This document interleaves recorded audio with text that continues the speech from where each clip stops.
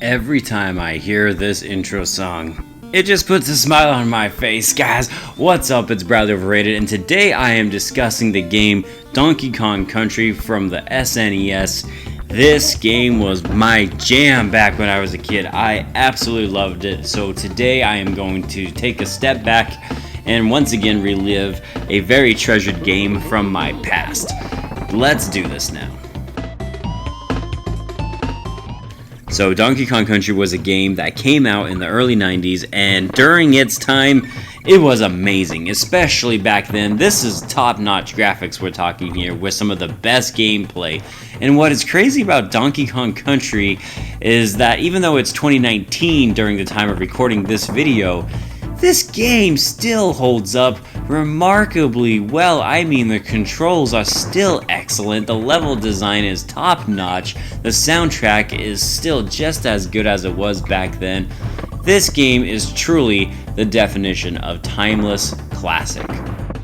I mean, this game just has almost everything you could ever ask for if you're someone who likes platformers.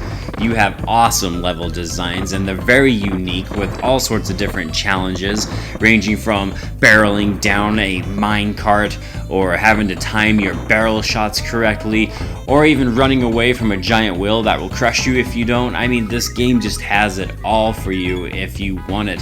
Collectibles and secrets in every single level as well. It is impeccable, not to mention that this game also has one of those rare moments where the underwater levels don't actually suck. That's right, guys, the underwater levels are actually fun. So what's wrong with this game, you're probably wondering?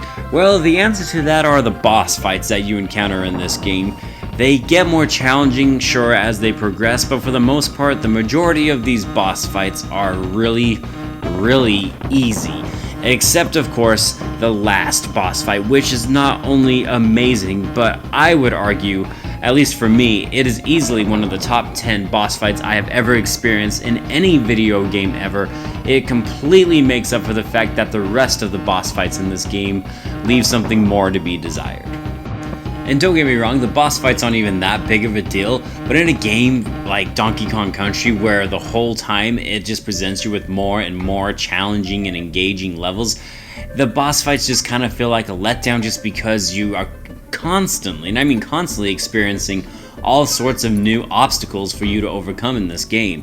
So while the boss fights, like I said, are a little bit more challenging, it's just kind of disappointing at the same time that it takes them a little bit to get to the point where they become challenging. About 60% of this game, it's just not a difficult obstacle for you to overcome.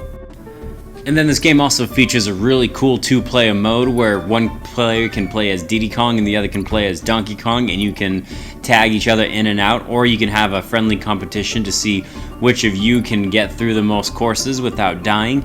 I really like the idea of competition, and I also really like the idea of just being able to play this game in general with a buddy. You don't have to compete if you don't care, obviously, and it's just really cool to be able to play a platformer like this that makes multiplayer really accessible, and I really enjoy that. I actually played this with one of my high school friends, and we beat the whole thing together in under like 3 hours, and it was just a blast.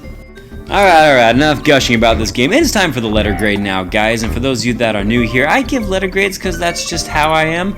A being the best, F being the worst, and this should not be a surprise to you in the slightest, but Donkey Kong Country, of course, gets the A. I mean, it has to get an A. It's just a great game, even with my only negative being the fact that some of these boss fights were underwhelming for a game that is objectively difficult for a lot of people. I still think it deserves the A. It's just amazing, and like I said, that final boss battle in this game, that's the best boss battle in any Donkey Kong Country game I have ever played, and I have played all of the Donkey Kong Countries, so yeah, this game definitely gets an A, and I hope someday to be able to review Donkey Kong Country 2 because I really love that game almost just as much as the first one. So anyways, guys, that's it from me. Thank you so much for watching. If you enjoyed this video, why don't you go ahead and leave a like and subscribe to my channel. I do appreciate your time. And this game's amazing, really. If you haven't had a chance to pick this one up or play it, this is a must-play for anyone who considers themselves a gamer. I am Bradley Overrated, out like a trout, guys. Have a good one.